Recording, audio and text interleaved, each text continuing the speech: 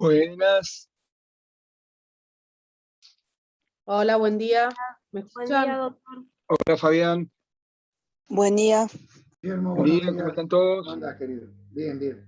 No ¿Me podía escucha entrar. bien? Yo te escucho bien. ¿Vos a mí? ¿Me escuchás? Perfectamente, ¿el resto escucha? Ahora Sí, se Sí, escucha. perfecto. preguntale. Recién acabo de entrar. Sí, se estaba complicado, pero bueno, ya Sí. estamos adentro. A ver. Eh, Bien. Bueno, Fabián, Empezá ¿cómo vos. estamos? Empezá ¿Arrancamos? vos ahora. Bueno. ¿Cuánta gente hay, Fabián? 4 alumnos tenemos. 4. 24, sí. Acá cuento, Ah, ahora voy a sacar una foto a la cantidad de alumnos. Dale, empezá, así que cuando quiera empezá. se quedaron todos dormidos. Evidentemente Bueno, sí, sé que los lunes cuesta, ¿no? Pero bueno, hay que trabajar. bueno, chicos, vamos a ver la unidad 5, la configuración del orden colonial. Conmigo van a ver el punto 5.1 y 5.2. 5.1 es la situación política, religiosa, jurídica de España bajo el medioevo, es decir, en la Edad Media. Esto algo vimos la semana pasada, muy por arriba, porque vimos Europa bajo el medioevo. Fíjense ustedes la unidad 4, la cultura jurídica bajo el medioevo y la recepción del derecho romano. Eso lo vimos en general, muy por arriba, respecto de Europa. Ahora vamos a verlo respecto de España. Y el punto 5.2, vamos a ver un poco las culturas precolombinas, qué se conoce como culturas precolombinas y cómo estaban organizadas de alguna manera política y jurídicamente. ¿Está bien? ¿Arrancamos? Unidad 5, el derecho romano en España, como vimos la clase pasada. Dentro del Imperio Romano, la Hispania ocupó un lugar destacado. La Hispania eran los reinos que después se unificaron en lo que hoy es España y Portugal. Desde el año 200 a.C. se inició la conquista, Roma inició la conquista y el dominio de estas tierras hispánicas se completó en el año 19 a.C. Durante los 4 siglos siguientes se produjo lo que se llama la romanización de la Hispania. El Imperio Romano, como ustedes saben, no impuso su legislación plenamente, por lo cual existieron dos culturas jurídicas, la ibérica, que era la que existía en España, o la Hispania, y la romana. Es decir, la recepción del derecho romano a pleno se produce luego, en el siglo XII, a través de varios cuerpos legales. Algo vimos de esto, pero vamos a repasarlo. Esos cuerpos legales eran la ley de las 12 tablas de la República Romana, que es la reunión de todos los principios jurídicos de la época de la República, los códigos gregoriano del siglo III, hermogeniano del siglo IV y teodosiano del 438 aproximadamente después de Cristo. Y el más importante de estos cuerpos legales, como ustedes saben, es el Corpus Juris Civilis, que fue la más importante compilación de leyes debida al emperador Justiniano en el año 530 después de Cristo. Corpus Juris Civilis, emperador Justiniano, que tiene 4 partes: el digesto, las institutas, el código y las novelas. Todo esto lo vimos ya, pero es bueno repasarlo. Esta es la recepción en España del derecho romano. Se produce a pleno en la Edad Media a través de la ley de las 12 tablas, los códigos y el Corpus Juris Civilis. El derecho germánico también fue importante en la constitución jurídica de España, porque desde el año 409 comenzaron las invasiones de los bárbaros. Estos bárbaros, recuerdan, como les dije la semana pasada, eran los suevos, vándalos, había varias tribus que invadieron Europa y particularmente España. Álanos, visigodos, godos. Y en España, a mediados del siglo, el 400 y pico, se forma el reino visigótico bajo la dirección de Eurico, el rey Eurico, entre el año 466 y 484, que pasa a dominar gran parte de España, casi en su totalidad. Como dijimos también la semana pasada, estos pueblos germánicos que invadieron Europa y España se regían por el derecho consuetudinario, derecho no escrito.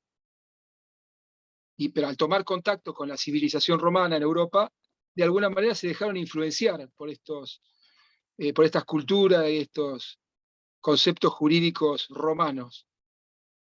Es así que poco a poco abandonaron las costumbres germánicas y empezaron a utilizar el latín, por ejemplo, que era la lengua romana, ¿no?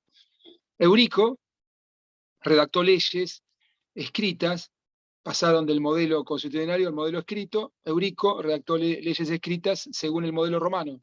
Sancionó el Código de Eurico del 475 después de Cristo, que era una mezcla de normas germánicas y romanas sobre derecho privado, tomadas del Código Teodosiano, y que regía para los visigodos, es decir, para los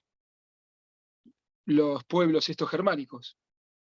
El sucesor de Eurico, Alarico II, también redactó otro código que se llamó, también lo vimos la semana pasada, pero ahí lo refrescamos, el Breviario de Alarico, o Ley Romana Visigótica, del año 506. Esta, a diferencia de la anterior, regía para los romanos. La otra regía para los bárbaros. Luego, Resevinto, en el año 654, reúne todo el derecho aplicable en España o en los reinos hispánicos, que se llama Liber Judiciorium. También lo vimos la semana pasada. Más de 500 leyes que se distribuyen en 12 libros, que significa Liber Judiciorium, el libro de los jueces, porque estaba justamente destinada a ser utilizada por los tribunales. Luego, traducida al latín, se conoce como el fuero juzgo, antecedente muy directo de todas las leyes posteriores de España. ¿Qué hizo el fuero juzgo? Unificó el derecho en España, porque era aplicable tanto a los godos, a los pueblos germánicos, como a los romanos, hispano-romanos ya en esta época, ¿no? Luego el rey Leovigildo unificó la ley para ambos en un nuevo código, permitió los casamientos entre godos y romanos, y a toda esta unificación del derecho se agregó la unificación religiosa en el año 589, en donde el rey Recaredo se convierte al catolicismo. Entonces tenemos la influencia romana, la influencia germánica, y también tuvo influencia el derecho canónico, que como les dije la semana pasada, canon viene de regla, que tiene su fundamento en la Biblia, a lo cual se va agregando poco a poco los decretos de los papas, los cánones de los concilios. ¿Se acuerdan? Los concilios eran reuniones periódicas que se daban en esta época entre los obispos, donde también concurren el rey, los nobles, sancionan normas religiosas que a veces tienen carácter y alcance político y jurídico. Bueno, toda esta dispersión de leyes canónicas hizo necesaria su recopilación también. Por eso, desde el año 1140 a 1142, un monje llamado Graciano dio a conocer el Decretum, sobre la que luego se formó el Corpus Iuris Canonici, a imagen y semejanza del Corpus Iuris Civilis, como le dije también en la clase pasada. Tenemos entonces derecho canónico, influencia, y el derecho musulmán. En España es muy importante. Bueno, importante porque estuvo 700 años, aunque vamos a ver que no ejerció gran influencia. Pero la Edad Media en España es interrumpida por la invasión de los árabes en el año 711, que destronaron al reino visigótico y se apoderaron de toda la península. Ni bien termina esta conquista de los árabes, de los musulmanes, comienza la reconquista en las montañas de Asturias. León y Castilla se unen en el año 1230, dos reinos, los primeros que se unen, en el año 1230, y ahí ya la reconquista estaba bastante avanzada. En 1250, después de Cristo, los musulmanes quedan reducidos al reino de Granada, que termina de caer en el año 1492. Como les dije, el derecho musulmán no tuvo mucha influencia en España. Las fuentes del derecho islámico están muy compenetradas con la religión, y por supuesto es el Corán en primer término, la sunna, que es un conjunto de reglas deducidas de la conducta del profeta Mahoma y conocidas por la tradición oral, el ijma, que es un acuerdo de los discípulos de Mahoma sobre puntos y temas de doctrina y jurisprudencia que no estaban previstos en el Corán, el ijtihad, son todos términos árabes, así que son medios complicados. Ijtihad, que es la interpretación doctrinal hecha por los jurisconsultos. Bueno, la necesidad que tenía España de asegurar la repoblación de las ciudades conquistadas, que había que defender y repoblar, da origen a las cartas pueblas, que los reyes y señores feudales le conceden a los pobladores, es decir, ciertos privilegios que le dan a los pobladores ni bien van avanzando en la reconquista. Eran fueros especiales que se concedían justamente a ciudades y villas y que fueron reemplazando estas cartas pueblas, pero que tenían la misma intención, es decir, normas escritas que regulaban las relaciones de los vecinos con el rey o con el señor y que le aseguraban ciertos privilegios de carácter penal, impositivo o procesal. Entonces tenemos una gran dispersión en el derecho castellano ya de esta época de la Edad Media. En la Baja Edad Media ya había varias formas de aplicar el derecho territorial o general, que era el de los códigos que unificaron el derecho, como vimos hace un rato, que se aplicaban en la corte del rey, por ejemplo, el liber iudiciorum. Después tenemos los derechos locales, que eran los fueros, conjuntos de leyes, de normas también escritas que regulaban las relaciones entre los vecinos con el rey o con el señor feudal. Después tenemos derechos personales, o derecho señorial, que se llamaba, que eran ciertos estatutos por el cual se regían ciertos grupos sociales, como los nobles o los judíos, cada uno tenía su estatuto. Era un derecho muy disperso, derecho territorial o general, derechos locales, derechos personales y el derecho canónico. Digamos, 4 órdenes de derecho en la Baja Edad Media en España. Por eso, el derecho castellano de esta época, digamos, es una forma de particularismo jurídico, ¿no? Porque son derechos particulares de las ciudades, o de la nobleza, o de algunas profesiones, ¿no? O de algunas clases sociales. En casi toda Europa pasa esto, no es solamente en España, este particularismo jurídico, un poco hablamos la semana pasada, que era opuesta a la tradición romana de un derecho único. Acá tenemos varios derechos aplicables según los fueros, según las ciudades, según las características de la población, etcétera, etcétera. Es por eso que vamos poco a poco hacia una unificación de los reinos españoles y del derecho. Con la unificación que empezó justamente con los reinos de Castilla y León, se empieza a hacer necesaria una cierta uniformidad. Empieza a aparecer un derecho común, más científico, más orgánico. Y es así que el derecho canónico empieza a penetrar el derecho laico, inspirando soluciones o absorbiendo materias como el matrimonio, la familia, el parentesco.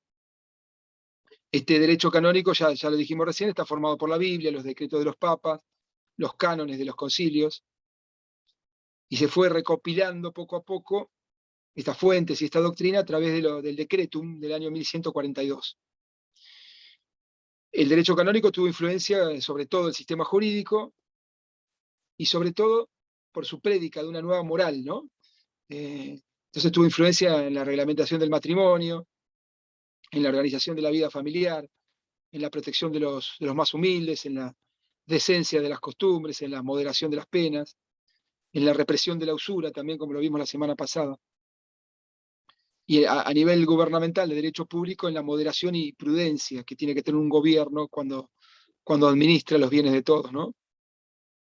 Y sobre todo en esta concepción nueva de que el poder es una concesión divina y que debe someterse a ciertas leyes de Dios. Entonces tenemos el derecho canónico que fue unificando, tenemos la recepción del derecho romano justiniano,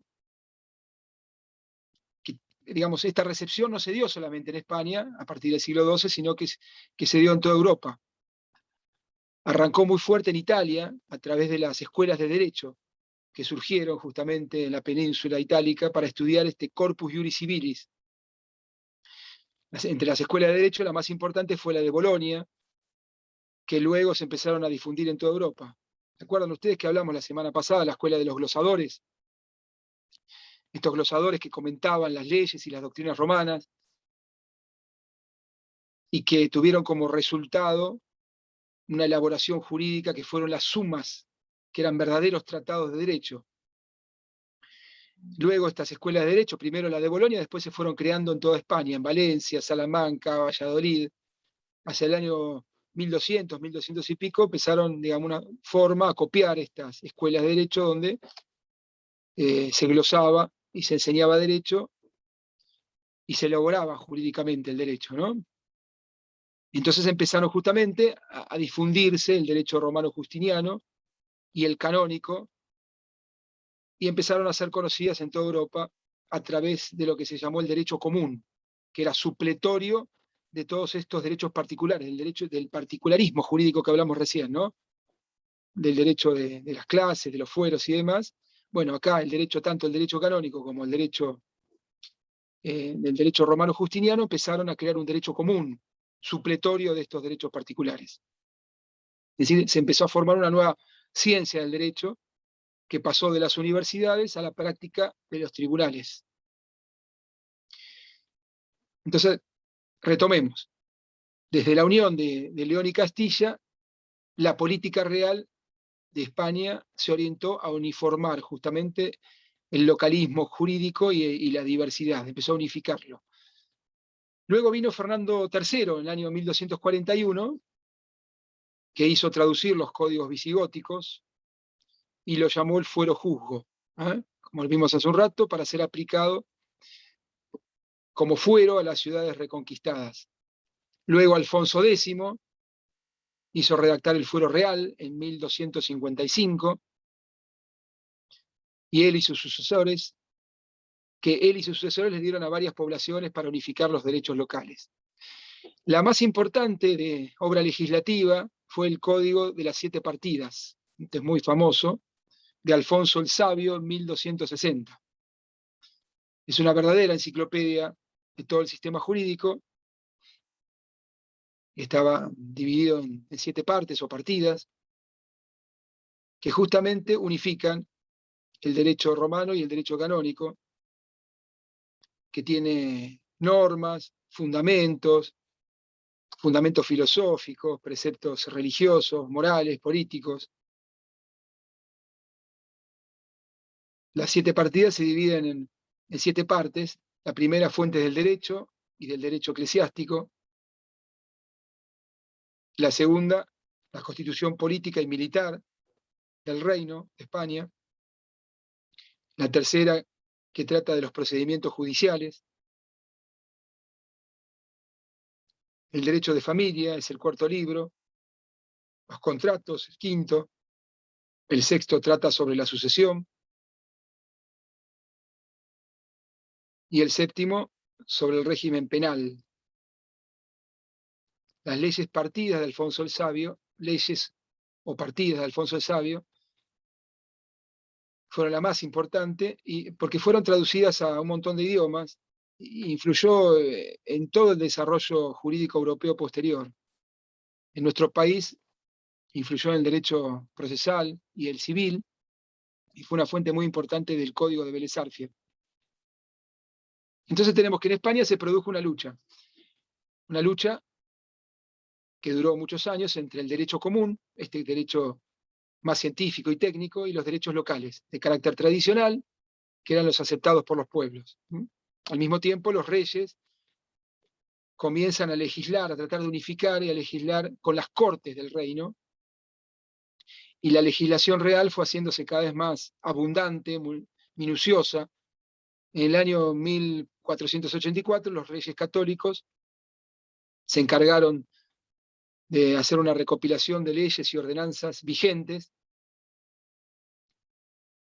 y publicaron en ese año, en 1484, las ordenanzas reales de Castilla.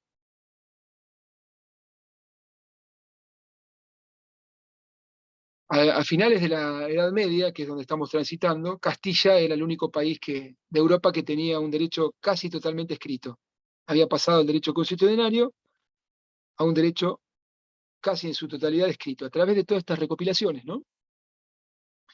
Aunque continuaban en vigor ciertos fueros locales y antiguas costumbres, como vimos, fijadas justamente por el derecho no escrito, bueno, los reyes, poco a poco, empezaron a sancionar estas leyes escritas, y las leyes escritas habían ya, por lo menos en Castilla, habían alcanzado una cierta primacía. En otras regiones de España, el derecho foral o el derecho de los fueros continuó rigiendo y desarrollándose un poco tiempo más.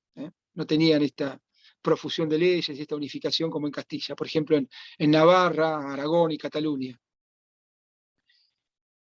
Respecto de la situación política, ¿no? Vimos la situación jurídica y religiosa, la situación social en España existían clases sociales bien marcadas. Todas las naciones europeas tenían sus sociedades compuestas por clases sociales, clases superiores o dirigentes, y otras en diverso estado de servidumbre o esclavitud. Los reinos de España no eran la excepción. Había una clase superior, que era la nobleza, con varias categorías: duques, marqueses, condes, vizcondes, varones con B larga, caballeros, que consideraban indigno el trabajo productivo. El comercio, la industria eran indignos para ellos. Tenían privilegios, no pagaban tributos, no pagaban impuestos. El clero también era muy numeroso, sobre todo en España. Tenían iguales privilegios que la nobleza. Ninguno de ellos tenía obligación de trabajar y producir, por lo cual constituían una carga muy pesada para los plebeyos, para las clases bajas, que eran los artesanos, los labriegos del campo. Como vimos también en las clases pasadas, el régimen de la tierra era feudal. Las tierras, en este caso en España, conquistadas a los moros, se repartían entre los soldados y los caballeros, que a su vez las defendían, para lo cual construían castillos. El señor feudal era el dueño absoluto del territorio que había conquistado, que le habían delegado a los moros, y que lo recibía en pago por los servicios que le prestaba el rey. Y sus hijos lo heredaban, y después lo heredaban los hijos de los hijos. Esta tierra que obtenían los señores feudales era cedida para su uso y goce a los labriegos o siervos, a cambio de protección y de tributos que se le daba al señor. El siervo de la gleba era quien pagaba el tributo al señor y quedaba adscrito a la tierra, no podía irse de la tierra, no podía abandonarla.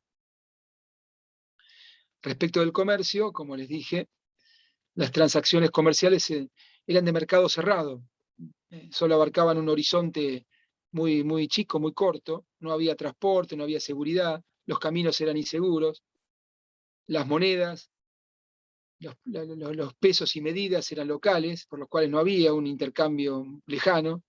El comercio era muy restringido. El comercio era una ocupación inferior, de los cuales no se ocupaban ni el clero ni la nobleza. Y la 10ª parte de todo lo que se vendía o permutaba, lo que se comerciaba, pertenecía al rey, que era conocido como la alcabala. El 10º iba a parar a manos del rey. Esta era la situación social de España. Respecto de la situación política, la realeza, en el periodo de los visigodos, era en parte hereditaria y en parte electiva, ¿no? Pero desde el año 1000, después de Cristo, fue haciéndose hereditaria. El rey era puesto por Dios. Las competencias reales eran muy importantes, pero poco a poco fueron empezándose a limitar, limitadas por las cortes. Empezó a limitarse por las cortes, que eran los estamentos superiores de la nación, la nobleza, el clero y el tercer estado. Tercer estado, digamos, los burgueses, que eran elegidos por los consejos de las ciudades, tenían facultades amplias de estas cortes en lo financiero y en lo legislativo. Empezaron a limitar el poder del rey a partir del año 1000. Las administraciones locales correspondían a los municipios. Los cabezas de familia de cada municipio elegían anualmente sus autoridades civiles, militares, judiciales. Los funcionarios principales de estas villas o ciudades eran los alcaldes, como luego serían también en América, ¿no? Que estaban a cargo de la justicia civil y penal en primera instancia. Estas ciudades paulatinamente fueron perdiendo autoridad y autonomía frente al rey. Ahora, España, ya vimos de alguna manera cómo se dio en la lucha contra los moros, cómo España de alguna forma se fue, digamos, reunificando, se fueron reunificando ciertos reinos españoles. España como una entidad nacional aparece en el siglo XVI, empieza a aparecer en el siglo XVI. Hasta entonces, como dijimos, había un régimen de reinos independientes, no siempre en relaciones de paz entre ellos. El más expansivo fue el de León y Castilla, que fueron los primeros que se unificaron, que asumió justamente la tarea principal de la lucha contra los moros, la reunificación. Otros reinos eran el de Granada, Aragón, Navarra, Cataluña, Valencia, Portugal, era un reino español. Es decir, la empresa de descubrimiento y conquista de América fue realizada por Castilla, sobre todo, no por España. La conquista de Granada, el último bastión moro en el año 1492, último baluarte de los maometanos, también fue hecha por Castilla, de alguna manera, ¿no? Y un primer paso, como dijimos, de la reunión de los reinos españoles. Un segundo paso, el primero era Castilla y León, el segundo paso importante fue el casamiento de Isabel de Castilla y Fernando de Aragón en 1469. Poco a poco se fue afirmando el poder realista y empezó a centralizar todos los recursos. Se unificó el aparato gubernativo, el administrativo, se dejaron de conceder fueros a las ciudades, este derecho propio que tenían las ciudades, privilegios. El régimen municipal empezó a quedar a cargo de los funcionarios nombrados por el rey. Las cortes se reunieron cada vez menos, mermaron de alguna manera las libertades públicas, empezó a decaer la influencia de los nobles, de los eclesiásticos. La idea entonces de la nueva monarquía española unificada, justamente, fue articular un Estado más fuerte, centralizado, unificado, con poderío militar. Entonces el poder real en España se hizo hegemónico, absolutista, y empezó a concentrar los tres poderes. Este fue justamente el sistema que legó a América, ¿no? Bien, esto es un poco la historia de 1000 y pico de años de España, o de la Hispania. El 5.2, el punto 5.2, muy cortito, así le transfiero la posta a mi amigo Fabián. Las culturas precolombinas. Culturas precolombinas, dice acá, ¿no? Cultura precolombina normalmente se utiliza para designar a los pueblos que habitaron América hasta la llegada del conquistador. Culturas precolombinas, precolón, ¿no? Sin embargo, suele utilizarse especialmente para referirse a la cultura maya, azteca e inca, que fueron las más importantes. Fueron las más fuertes, digamos, por cultura, tradición. Y tenían la misma característica estas culturas precolombinas, estas tres civilizaciones, si se quiere llamar, que es el politeísmo. Generalmente adoraban al sol, pero adoraban también a un montón de dioses. Politeístas eran. Estas tres civilizaciones desarrollaron grandes avances astronómicos, la economía era bastante avanzada, tenían un importante conocimiento de la agricultura, varios avances científicos, un gran desarrollo militar, que les permitió absorber a otras pequeñas tribus y mantener su poderío hasta la llegada de los conquistadores. Por eso es importante aclarar que aunque no hayan sido las únicas tres culturas estas, la inca, la azteca y la maya, de alguna forma fueron las más importantes porque absorbieron al resto. Muchas de las culturas pequeñas del periodo prehispánico fueron conquistadas por alguna de estas tres grandes civilizaciones precolombinas. El derecho indígena, que es el punto más importante a lo que vamos a ver, era un derecho no escrito, que regulaba la conducta de los pueblos justamente antes de la llegada de los españoles. No escrito, derecho no escrito. Cuando llegaron los españoles, tuvieron que adoptar la legislación castellana, como base para resolver los problemas que iban surgiendo, justamente por carecer de un sistema escrito. Pocas costumbres indígenas fueron mantenidas porque de alguna manera chocaban con los sentimientos cristianos que traían los colonizadores, ¿no? Y con esta idea que traían los colonizadores, muy imbuida de la iglesia cristiana, de implantar la civilización europea, de cristianizar. Y entonces, cuando estos conquistadores españoles se encontraban con situaciones no previstas, aplicaron el derecho castellano, y cuando se encontraban con situaciones que no estaban previstas por el derecho castellano, o que no resolvían, entonces tuvieron que empezar a sancionar nuevas disposiciones. Es lo que se conoce como el derecho indiano, que rigió en las Indias durante 3 siglos. Entonces tenemos, para clarificar, el derecho castellano, que era el que imperaba en Castilla al momento de la conquista, y el que de alguna forma se fue sancionando posteriormente para Castilla, ¿no? Derecho castellano, que se conocía en Castilla al momento de la conquista, y el que se fue sancionando posteriormente para Castilla. Solo una parte de esta se aplicaba en las Indias, y tenía vigencia supletoria en las Indias. El derecho indiano, que eran normas sancionadas en España y leyes dadas en las Indias, derecho indiano.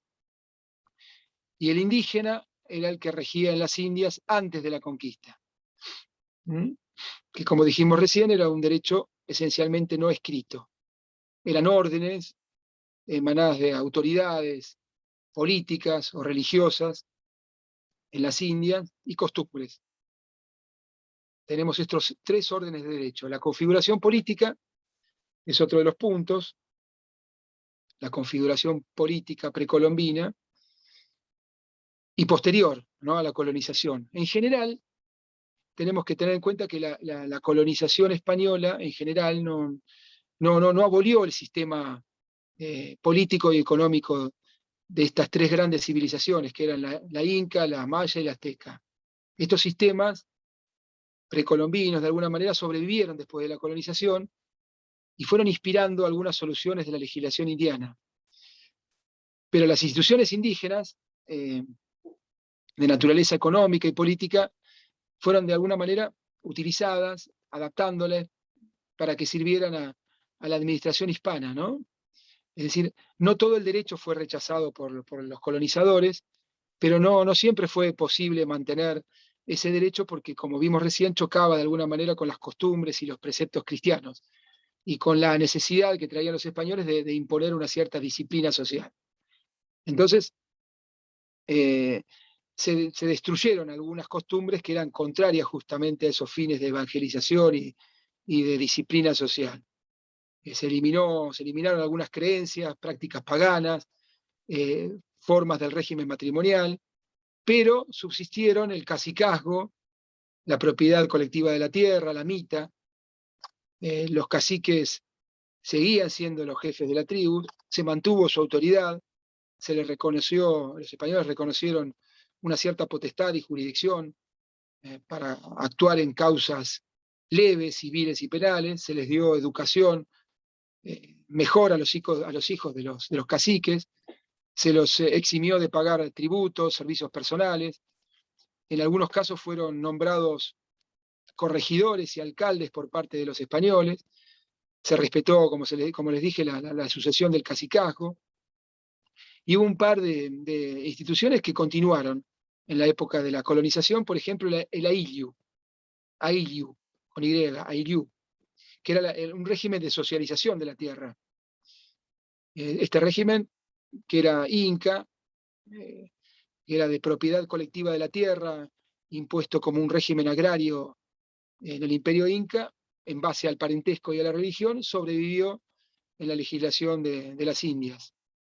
Era un régimen casi comunista de la tierra, porque se entregaban tierras a los indios para que vivían, digamos, en esas tierras para que cultiven en su beneficio. En nuestro país, de alguna manera también fue impuesto en algunas regiones, a imitación del régimen incaico. Otra institución importante que sobrevivió fue la mita, que era un sistema importado del Perú, originario del derecho incaico, ¿no? El amita y el aylú. La amita era la obligación de justamente de concurrir al trabajo, trabajar por turnos. En el territorio argentino las costumbres indígenas también fueron escasamente aplicadas si se compara con otras regiones, que tenía mayor número de indios y una organización más perfeccionada, pero de alguna manera en nuestro país también se aplicaron estos sistemas, menos que en el resto de América, pero de alguna forma fue copiado de estas dos instituciones importantes como el AILU y la MITA. Lo que sí fueron aplicadas en otras partes de América, donde justamente, como le decía recién, había más profusión de instituciones y más profusión, digamos, de legislación anterior a la colonización. Bueno, esto es lo que tenemos, de alguna manera, de las culturas precolombinas. Ahora vamos a dar un paso más con Fabián. Vamos a ver el punto 5.3 y el 5.4. Ya vamos a pasar a las controversias de Valladolid y la organización política, territorial e institucional del territorio colonial. Fabián, ¿estás ahí? Acá estoy. Estaba escuchando atentamente la compleja recopilación de todo, sí, ¿no? sí, es complejo todo esto. Son muchos siglos y el descubrimiento de América agrega un capítulo más a la historia y una agenda mucho más cargada para Europa, ¿no?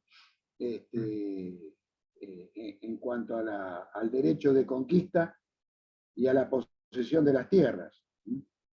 Acá estamos, como bien le dijo Guillermo, la unión de reinos de España. España a partir de 1492 pasa a ser una potencia militar, marítima, administrativa y política, con la unificación de los reinos de Castilla y Aragón. Hoy siguen siendo las partes más desarrolladas de España. Parece mentira, pero sigue siendo la parte más desarrollada en cuanto a la industria y al comercio. Entonces, con la unión de estos dos reinos, el 12 de octubre de 1492 se descubre América.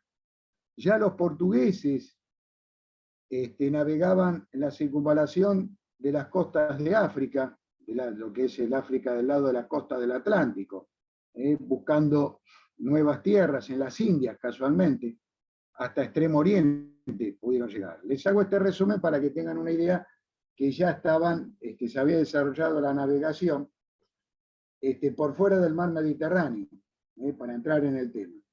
La otra cuestión fue la conformación de los estados nacionales, con la del descubrimiento del Nuevo Mundo, con el descubrimiento de América. Entonces tenemos dos reinos, el reino de España, hoy actual territorio de España, y el reino de Portugal, que se iban a disputar el Océano Atlántico en la navegación y el comercio. Doctor, está el derecho castellano, el derecho indiano, y el otro ¿cuál es? Ahí preguntan el derecho indiano, el derecho castellano, están las leyes de Burgos, que también legislaba sobre el tratamiento de los indios, pero después lo vamos a ver, vamos a contestar a lo último. Bien, entonces como les iba diciendo, el descubrimiento de América hizo que la conformación del Estado Nacional, la expulsión de los moros de España, se constituyera y se consolidara el reino de España, con Fernando e Isabel.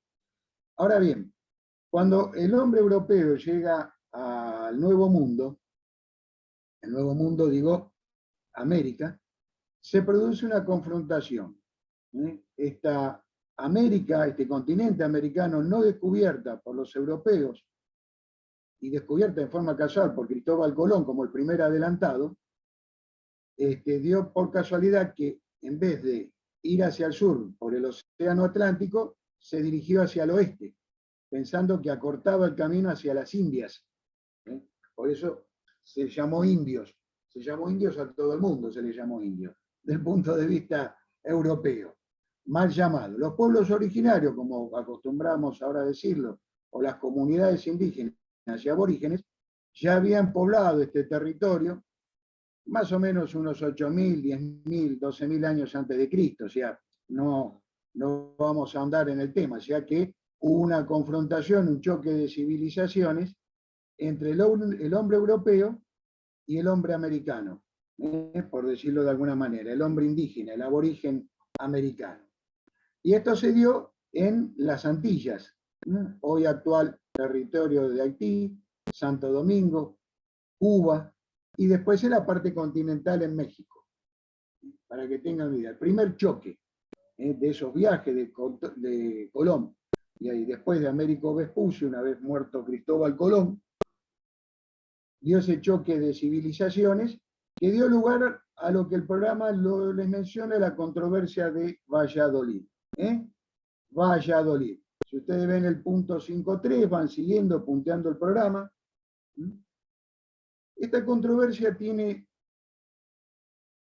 digamos, un objetivo importante. Si el aborigen, se cuestionaba, si el aborigen era un ser inferior, se cuestionaba si había que exterminarlo, esclavizarlo, evangelizarlo. Son todas palabras que se va a utilizar ahora, a partir del descubrimiento de América.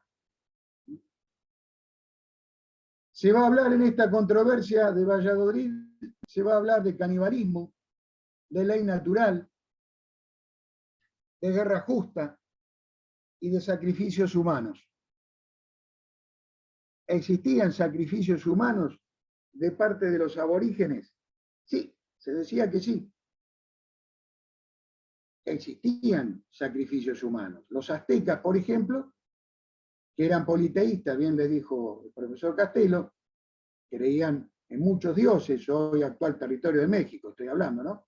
Donde habitaban los aztecas, más al sur los mayas, lo que es la península de Yucatán, Honduras y Guatemala, que no fueron, quiero que no tuvieron casi contacto con el hombre europeo, y los incas, que son las tres civilizaciones más avanzadas de Alaska, Tierra del Fuego. Hubo otras, por supuesto que hubo otras, pero digamos las mejor organizadas, las que más se manejaban en control territorial administrativo fueron las aztecas, las mayas y las incas de un avanzado control administrativo militar. Los aztecas, por ejemplo, sí hacían sacrificios humanos. Entonces, cuando se descubre el Nuevo Mundo, los europeos veían esto como un pecado, como un canibalismo, como una antropofagia.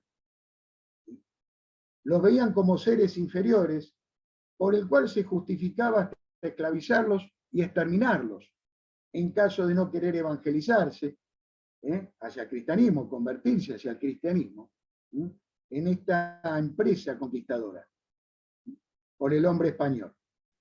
Esto se da de nuevo, les repito, en el Mar Caribe, ese primer contacto, en las Antillas, en el hoy actual territorio también de Cuba y el actual territorio de lo que es Haití y Santo Domingo, o República Dominicana.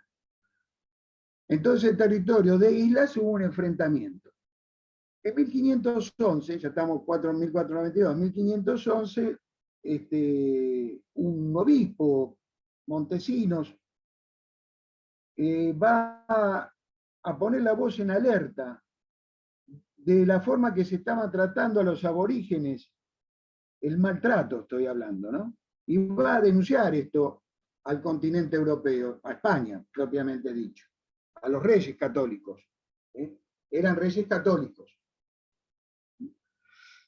Esto va a llegar a oídos de muchos juristas, de muchos funcionarios españoles, de muchos profesores de filosofía, y va a dar lugar, les vuelvo a repetir, a esta controversia.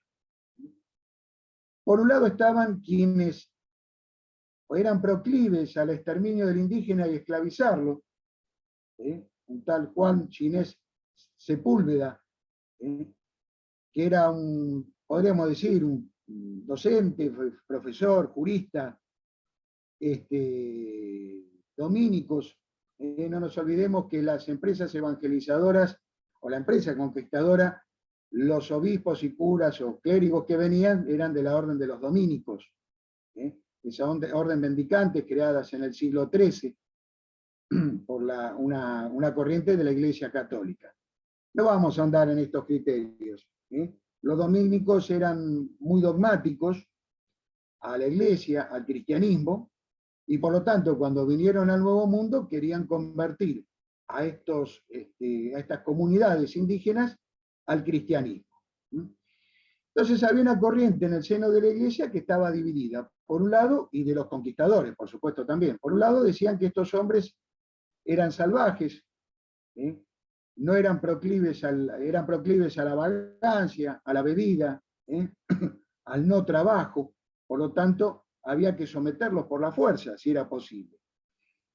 Hasta militarmente, si era posible, exterminarlos si era posible, y aquel que no obedeciera, y aquel que obedeciera, por la buena, convertirlo al cristianismo. Era, digamos, que esta empresa evangelizadora, si nosotros íbamos, decían los europeos, los españoles, íbamos a exterminarlos, los que eran puros, digamos, o aquellos indígenas o indios o aborígenes que quisieran convertirse al cristianismo, lo iban a hacer sin ningún problema. Pero primero había que utilizar los medios militares para exterminarlos y esclavizarlos. Esta fue, digamos, una postura, vuelvo a repetir, en cabeza de Sepúlveda, lo van a leer en la bibliografía obligatoria, acá de la unidad 5. Luego después estaban otro sector de la Iglesia, un sector de la Iglesia también de la orden de los dominicos, Fray Bartolomé de las Casas, era otro, digamos, otro clérigo de la Iglesia Católica que iba a denunciar o iba a tomar una postura verdaderamente evangelizadora, según los historiadores, verdaderamente cristiana, porque iba a tomar a los aborígenes como seres que tenían otras costumbres y otras culturas, que tenían otras leyes, y que el hombre europeo no tenía por qué erradicar ni por la fuerza sus autoridades y sus leyes. Al contrario, debía haber una reciprocidad de cultura, un respeto para asimilarlo al aborigen hacia el cristianismo. Si bien las casas admitía que había sacrificios humanos en ciertas tribus, las casas denuncian también que en Europa se hicieron sacrificios humanos. Se hicieron sacrificios humanos al nombre de Dios y de dioses, ya sea en Grecia, en Roma, en Francia mismo, con persecuciones, con exterminio de aquellos que se oponían a la religión católica.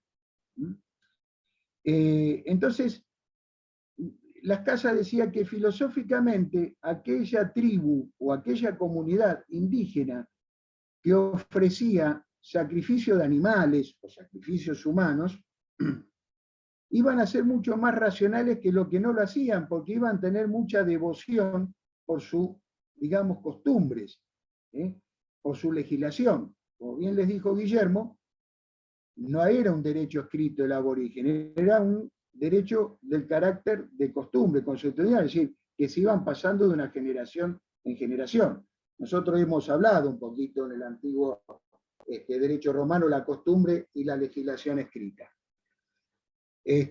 Por lo tanto, los aborígenes y las comunidades indígenas tenían un, digamos, derecho no escrito, aunque ya hay hoy en día, y por ahí me voy de tema, arqueólogos que han descubierto ciertos escritos, ¿no? Ciertos símbolos, por decirlo de alguna manera, en las costumbres incaicas y aztecas. No era tan así tampoco, que hablaban, sino que en esas pirámides de México hay está esculpidas ciertas figuras del cual detallan las costumbres de los aborígenes de antes del descubrimiento de América. Pero bueno, en este choque de civilizaciones En este choque de civilizaciones se dio esta controversia. Entre el año 1550 y el año 1551 se produce esta especie de juicio,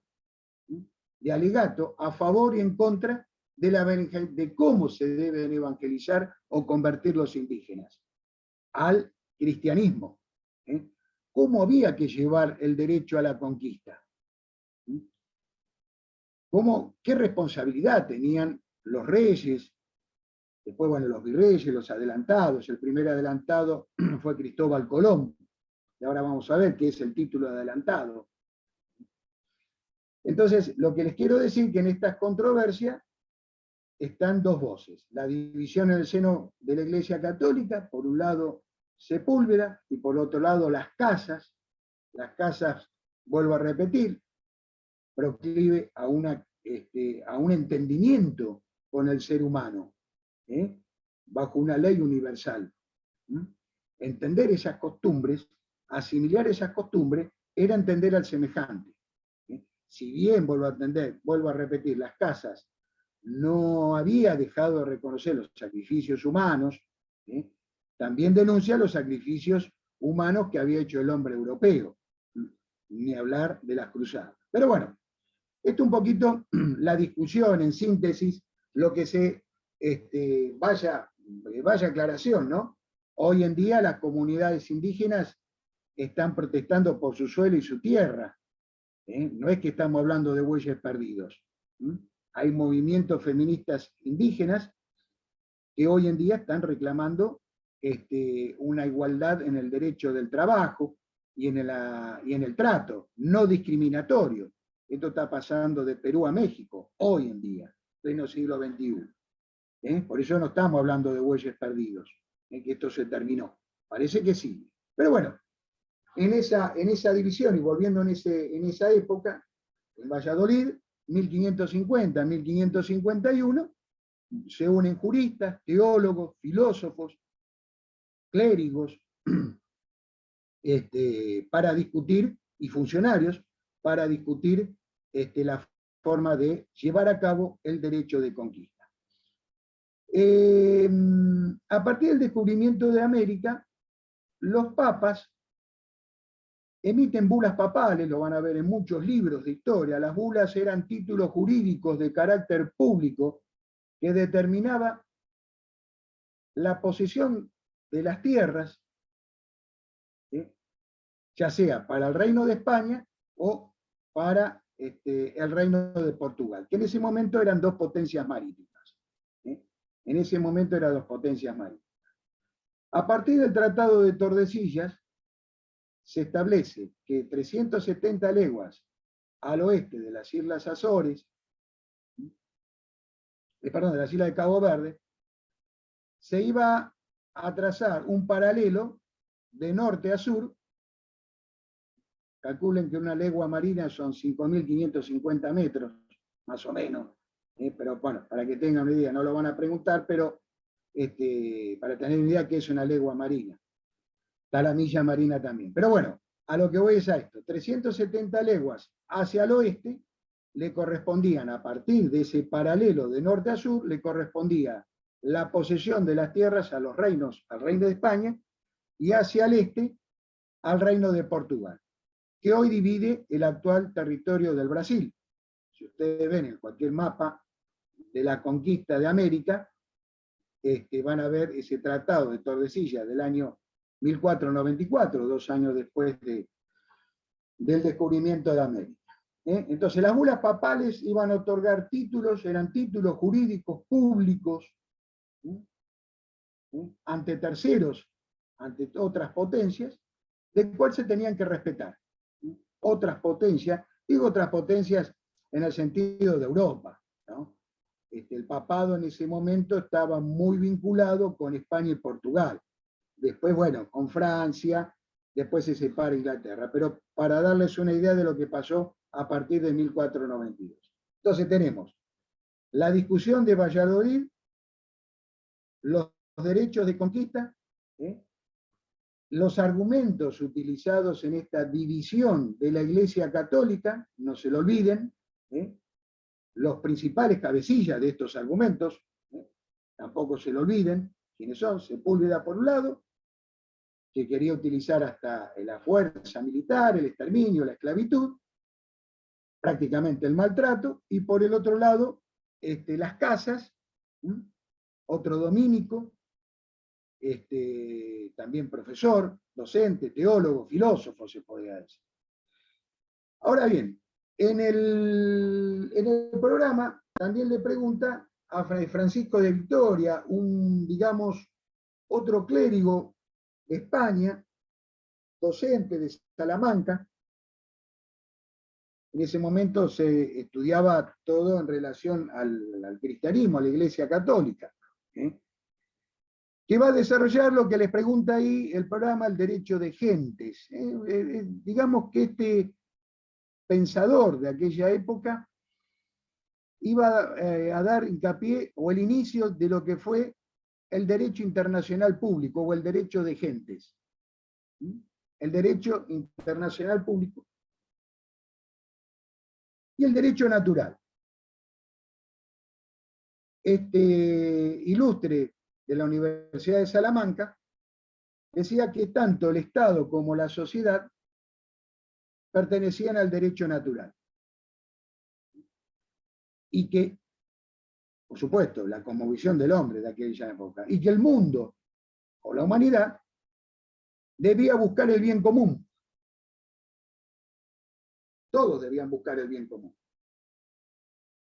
O sea que estaba en contra de lo que era una guerra justa. No había para este pensador una guerra justa, sino que todas las guerras eran injustas. Entonces, este fue el problema de la guerra justa.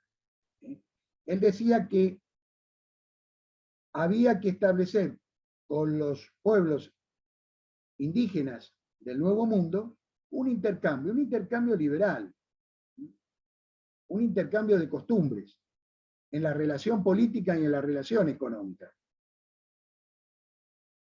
entre todos los hombres. No nos olvidemos que el continente africano también estaba siendo conquistado, vuelvo a repetir, en el Golfo de Guinea por los portugueses, para darnos ejemplo, hasta llegar a Extremo Oriente, o sea que había nuevos pueblos. Pero ahora estamos tratando lo que nos interesa a nosotros en América. Entonces, este pensador estaba en contra de la pretensión imperial, colonial, por la fuerza. Había límites que tenía que imponerse un rey. Obligaciones y límites.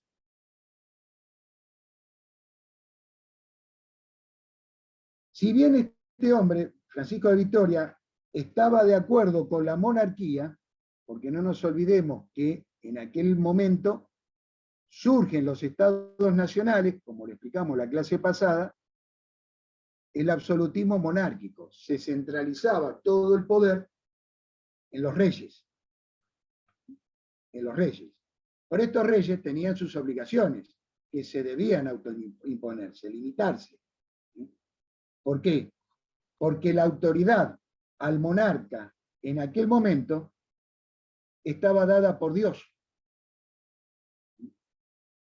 ¿Se entiende lo que voy? Estaba dada por Dios al monarca.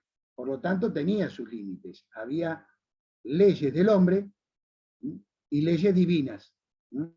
Leyes de Dios. Entonces, acá lo que Francisco de Vitoria está dando a entender de que estas comunidades indígenas tenían que ser interpretadas tal como eran. Haber un libre intercambio en lo cultural, en lo político, en lo económico. Esa colonización no podía ser hecha por la fuerza, sino que tenían que estar preocupados el español, el hombre español, por el bien y la prosperidad de los indígenas. ¿Se entiende? Esto es un poco lo que pensó Francisco de Vitoria a principios del siglo XVI, hasta 1540, para que tengan ustedes una idea. Esto, lo de la fecha, se lo digo para que vayan ordenándose en sus cabezas cronológicamente. La discusión de Valladolid, los pensadores, el derecho de conquista, las bulas papales, y lo que voy a explicar ahora es el último punto de la bolilla 5, voy a agarrar el programa, que tiene que ver más que nada con la organización política institucional del territorio colonial. La organización política institucional del territorio colonial. Por supuesto que hay una nueva organización. Primero se va, vuelvo a repetir, a conformar un Estado nacional que es el español. Eso es lo primero que tienen que tener en cuenta. La primera autoridad máxima que se iba a dar en ese fines del siglo XV y principio del siglo XVI es el rey. Los reyes eran la autoridad máxima, iban a centralizar todo el poder, burocrático, administrativo, militar, comercial y jurisdiccional también, ¿no? Para tener una idea, América fue dividida en territorios. Los territorios fueron los primeros virreinatos, creados en el siglo XVI, como el virreinato del Perú o de Nueva España. Después fue creado el virreinato de Nueva Granada y del Río de la Plata, en el siglo XVIII, 1776.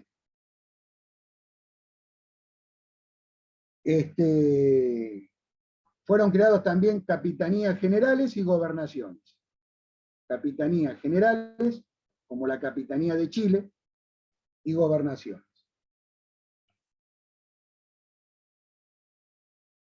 Acá hay que hacer una salvedad. En esos funcionarios públicos que nombraba España, nombraba al rey, digamos, el primer funcionario público por excelencia, que tenía plenas facultades, digamos, sería el brazo derecho del rey, era el adelantado.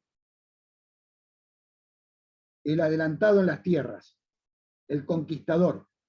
Esto ya se dio cuando se expulsó a los moros de la península ibérica, del sur de España, o sea, los árabes. Tenían título de adelantado.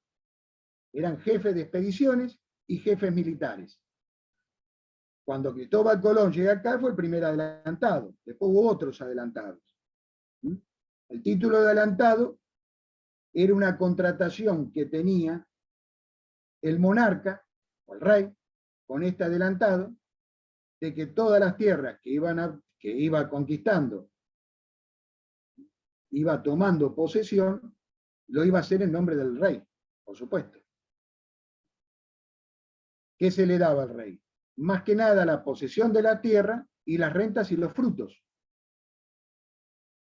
La posesión de las tierras, las rentas y los frutos. No tanto la propiedad, pero sí la posesión, en nombre del rey. Este adelantado también iba a recibir, porque iba a ser quien no solamente capitaneaba la expedición, o era cabecilla de esa expedición, sino que iba a tomar el riesgo de la expedición. El riesgo económico y en recursos humanos, porque había que enfrentarse contra comunidades indígenas, no solamente con eso, había pestes, había desnutrición en los conquistadores de América. No todo fue una lucha, digamos, ¿no? Había que también disciplinar a las expediciones, porque muchas veces se amotinaban por falta de comida, por desnutrición. Entonces había que mantener una disciplina. Entonces el adelantado era el quien estaba encargado de llevar adelante esta conquista en nombre del rey. Era adelantado en las tierras.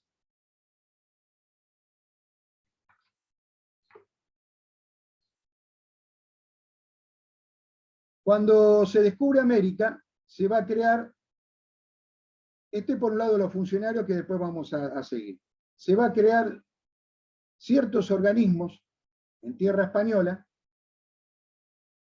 el primer organismo jurídico, político, militar y hasta eclesiástico también, fue la Casa de Contratación. La Casa de Contratación fue creada en el año 1503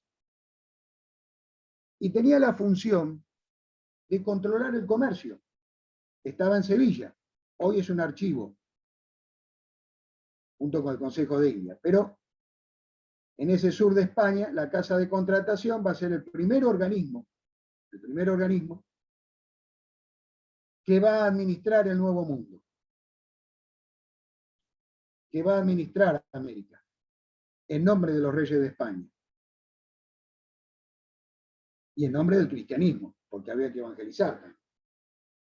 Entonces, las funciones que van a tener es de comercio, tráfico comercial, control aduanero, contrataciones,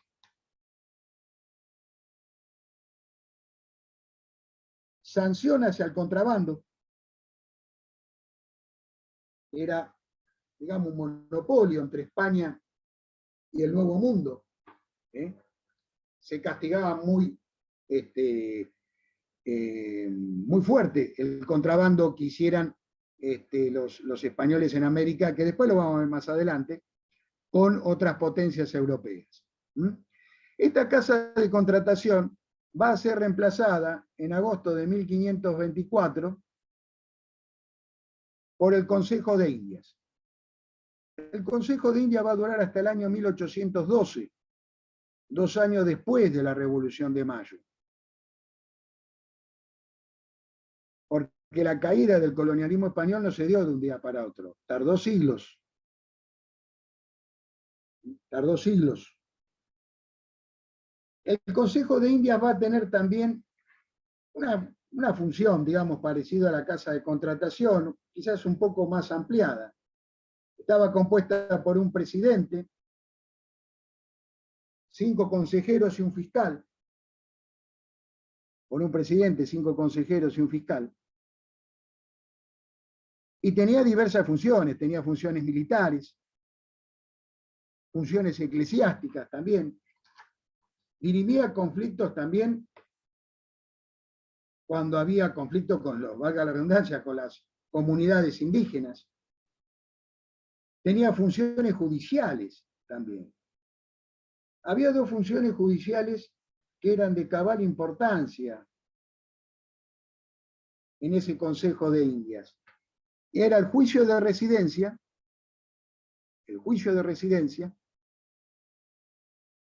y de los visitadores. 2 tipos de procesos. Juicios de visita o visitadores. Vieron esas visitas que uno no quiere recibir, sobre todo cuando está en su casa en el verano. Viene gente de Buenos Aires. Bueno, los visitadores eran eso. Los juicios de residencia era algo parecido a un juicio político de lo que llamamos hoy.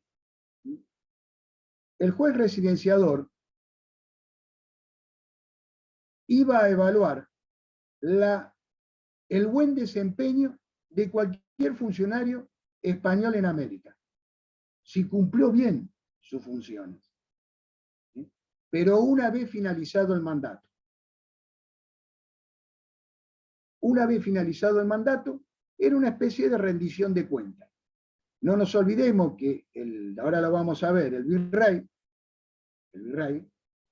debía hacer una declaración jurada de sus bienes, como hoy muchos políticos tendrían que hacer, esa declaración jurada de cómo empieza su función y si termina enriquecido cuando termina su función. Bueno, en el juicio de residencia, ese juez llevaba la información al Consejo de Indias para saber si ese funcionario en América había cumplido bien sus funciones, su mandato, por decirlo de alguna manera. Era algo parecido al juicio político. Recababa toda la información y después se dictaminaba, se daba una sentencia. En el juicio de visita, el visitador, a diferencia del juez residenciador o de residencia, digamos, el juez que visitaba lo hacía en la plena función de ese funcionario, que estaba ejerciendo. ¿Se entiende? Está ejerciendo la función como gobernador, como virrey. Entonces, ese juez de visita caía en el despacho de ese funcionario público como una especie de inspección, a ver si se estaba haciendo bien o cumpliendo bien con sus funciones en nombre del rey. Eso es importante del Consejo de Indias. Un organismo que duró muchos siglos, el Consejo de Indias. Y hablando en 1524 hasta el siglo XIX, 1810, 1812, para que ustedes tengan una idea de cuáles son las funciones. Tenía funciones militares, tenía funciones, algo parecido también a la casa de contratación. ¿Por qué digo esto que era importante? Porque se iban a elaborar los primeros mapas geográficos, porque el hombre, en esa época, comprendió que la Tierra no era plana, era redonda. Con el achatamiento de los polos, bueno, eso se da para más. Entonces, había que hacer nuevos mapas del mundo, nuevos mapas de navegación. Por eso fueron importantes estos organismos, para trazar nuevos mapas, un nuevo continente, nuevas costas, ríos. Calcule la empresa de conquista lo que fue.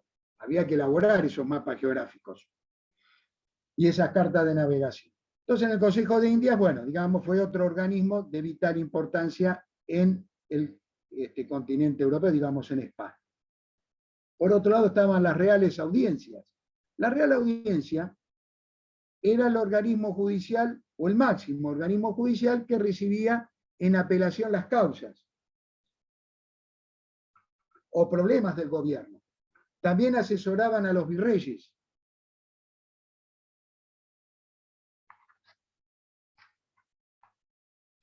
Asesoraban a los virreyes.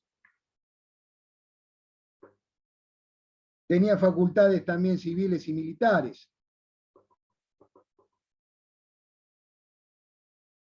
Otra categoría más que era nombrada en el Nuevo Mundo, otra categoría más que estaba nombrada en el Nuevo Mundo, fue el virrey. El virrey, cuando el adelantado ya no tenía, digamos, esta figura política, jurídica, este funcionario, comenzó a dejar de tener importancia en el Nuevo Mundo. Ya las tierras prácticamente, no digo que estaban todas conquistadas en América, sino que ya se habían establecido los españoles, se creó la figura del virrey. El virrey iba a ser la autoridad máxima en el nuevo territorio. Era una institución de carácter estatal. También tenía funciones para dirimir conflictos con las comunidades indígenas. Tenía funciones civiles y militares. Vuelvo a repetir, era la autoridad máxima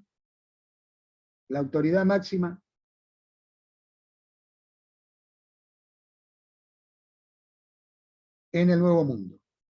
Después del rey, venía el virrey. Ya les vuelvo a repetir, los primeros virreinatos, fue el virreinato de Perú, del de Nueva España, en el siglo XVI, para que tengan una idea. Se crearon gobernaciones, se crearon las capitanías. Un detalle, las capitanías, como la Capitanía General de Chile, eran aquellas extensiones de tierras donde no tenían demasiada importancia jurídico-administrativa, eran tierras lejanas. Eran tierras lejanas. Bien, después estaba la figura del gobernador, otra figura importante, otra autoridad importante.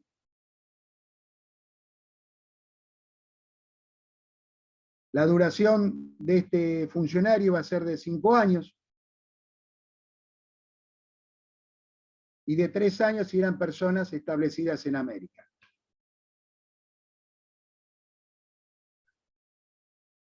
Iban a ser designados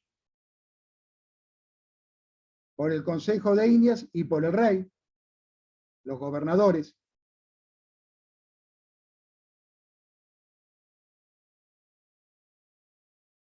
Tenían funciones también burocráticas administrativas dentro del territorio donde iban a gobernar.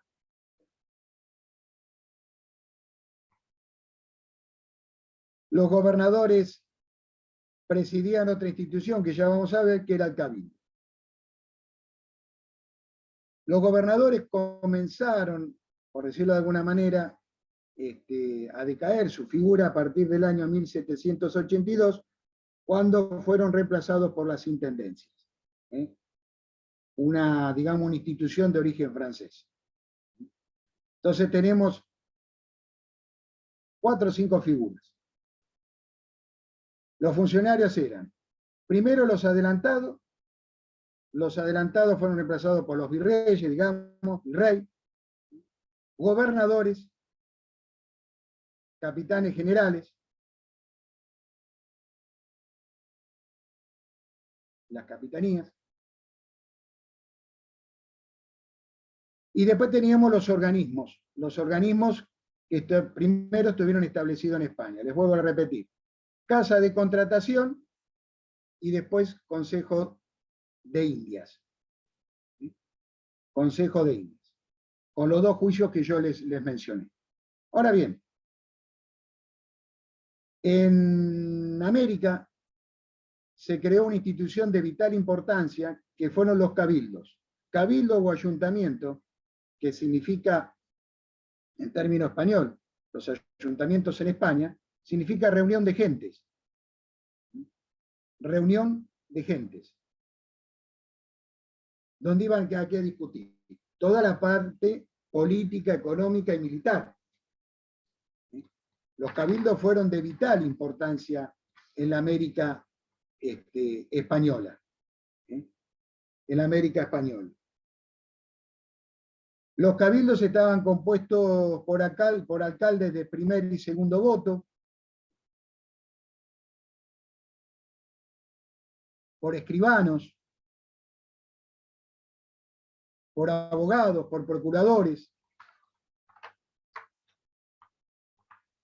por jueces criminales, o sea, de materia criminal,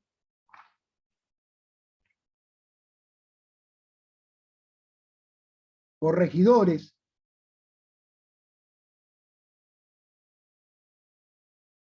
por alcaldes de la Santa Hermandad, que eran una especie de comisarios rurales.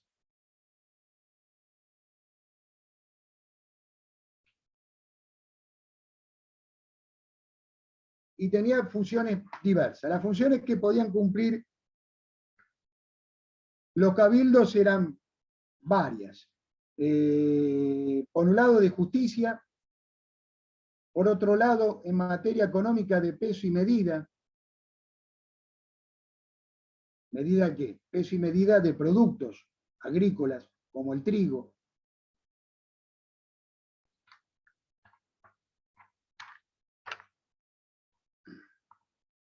El Cabildo ha sido la institución por excelencia que administró y gobernó la España colonial hasta su desaparición en 1820. Duró muchos siglos. Después vamos a ver que el desmantelamiento del Estado colonial en su legislación y sus instituciones tardó siglos, no fue de un día para otro. Fue muy arraigado el colonialismo español en la América, y sobre todo del sur de Estados Unidos, hoy actual, territorio de California, Florida, hasta la Isla Grande de Tierra del Fuego. Entonces, fueron diversos las funciones que tenía. De peso y medida, ¿por qué? Porque en realidad una de las funciones que tenía era controlar el comercio Por ejemplo, del trigo, abastecimiento del trigo hacia los panaderos. Era importante la elaboración del pan para las poblaciones.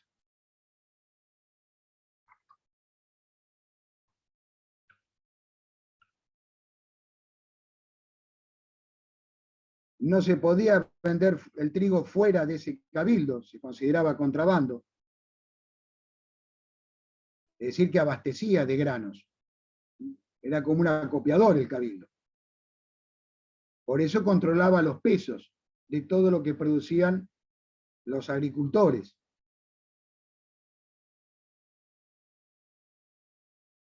Establecían también sus impuestos. Aplicaban impuestos.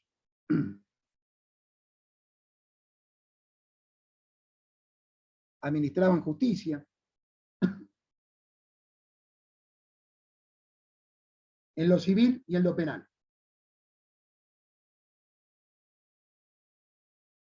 Si hay alguna pregunta, creo que llegamos, deben estar cansados, que ahora es casi 11:15, faltan dos minutos. Si hay alguna pregunta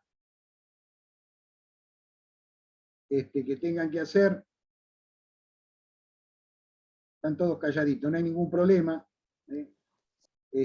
Vayan leyendo las lecturas obligatorias, el apoyo de las guías, escuchen bien las clases desgrabadas, las microclases. Acá está Guillermo conmigo, pensé que te había sido. Si hay alguna pregunta, estamos acá con el profesor Castelo, no sé si tienen alguna duda. Hay mucho para leer, no resulta fácil, ¿no? Porque son mucha legislación en tan poco tiempo, pero tratamos de puntualizar los temas centrales de la conquista de América. No es fácil focalizarlo, ni siquiera para los profesores, pero bueno, con una buena lectura que le den, 2, 3, 4 veces lo que sea necesario. Vuelvo a repetir, ¿tienen alguna pregunta? ¿Algo? Doctor, en el derecho indígena, el doctor Guillermo, ¿me podría dar una definición chiquita? ¿Estás por ahí, Guillermo? Ahí está, Guillermo. ¿El derecho indígena? ¿Que es el que me faltó?